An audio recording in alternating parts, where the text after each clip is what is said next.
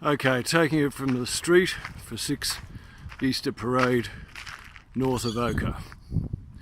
Pardon, there's no anti-shake on this phone.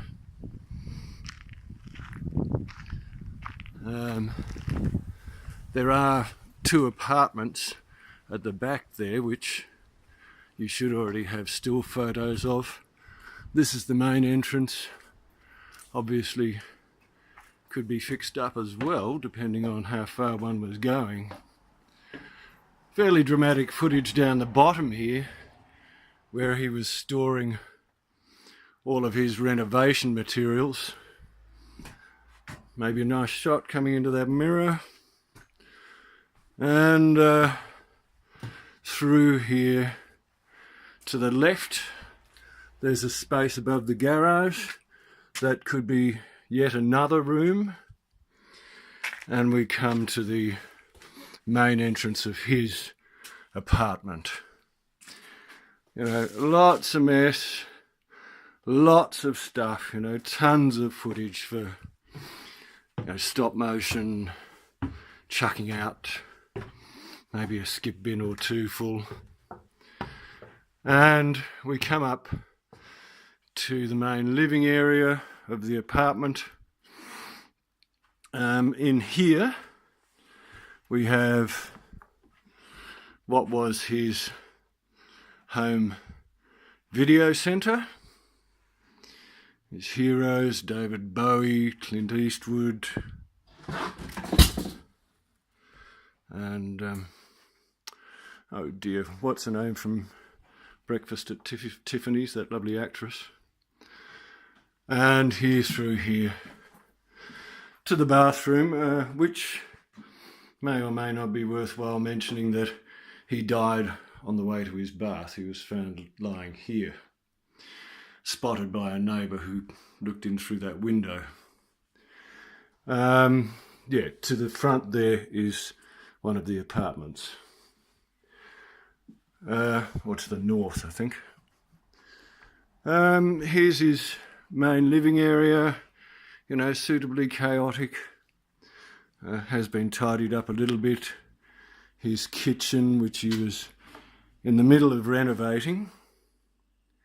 And as he was with all his light fittings, the lights, only lights that work are in the kitchen. You know, fairly creative renovation there. This desktop is actually a door that he's just cut up and nailed down. A nice little deck that's a bit of a mess. You know, one could do a lot to this place. Certainly lovely views out through the kind of treetop feel of the place. Park down there. Probably worth noting that he and a very eloquent old friend, like I'd say she's about 80, were pivotal in saving that area from being sold by the council years ago. And the kids have taken all the pictures off the wall, which is a bit of a pity, I think.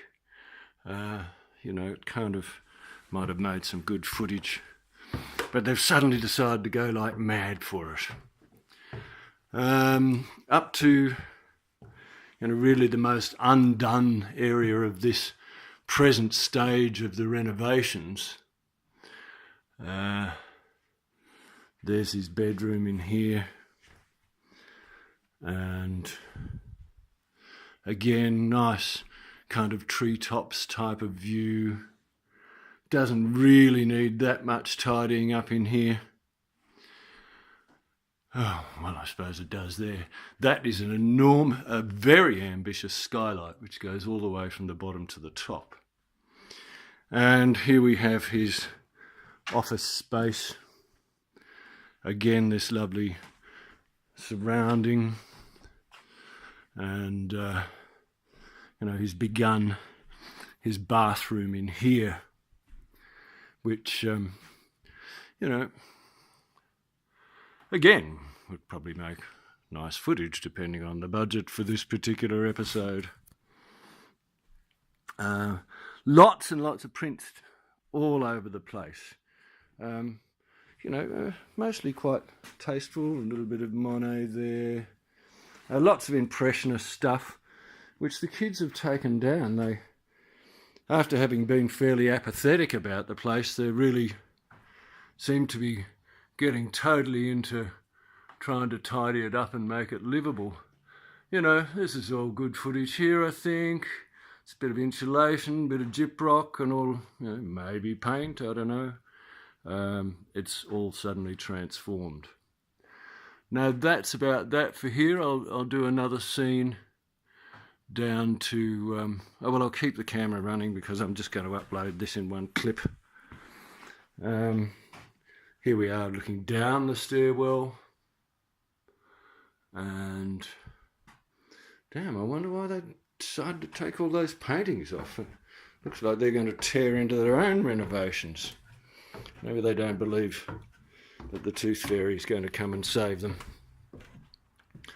Light fittings. Looks like someone's done the wiring, or he've done the wiring and waited for an electrician to sign off on it.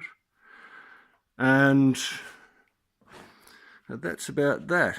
So we go back down the staircase, and I'll take you down to the garage. Again, a little bit of excess footage here, but I just want one clip. I don't have time to edit this thing. I just thought it might help get an impression. More piles of junk. And down to the garage, to this old, apparently quite classic BMW coupe, which was his pride and joy, but doesn't look like it's been driven for years. At least a couple of years, because, or maybe just because of the damp atmosphere around here in winter. Those seats, everything inside is covered in mould. But I'm told, as far as those BMW coupes goes, it's quite a classic. And hopefully for the kids, should appreciate in value. I'm going to take you back up and out again now. Again, to save on editing. And I'll just give you a quick look at this park, because it's quite a fascinating story. The council had put this lot of stuff, this land over the road up for sale, and Rick and his friend Liz Parkinson petitioned the council to save it as a park. Then Liz, who's quite a botanical interest,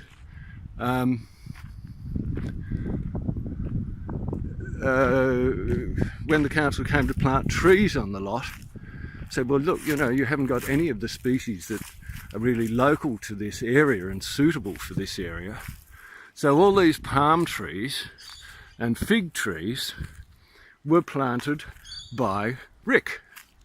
So effectively he and his friend Liz Parkinson saved this lot to be a park for future generations, which is another nice little touch to the story. Okay, I'll finish off here. This is Robert Mann signing off for Home Reno, or wherever this is going to go.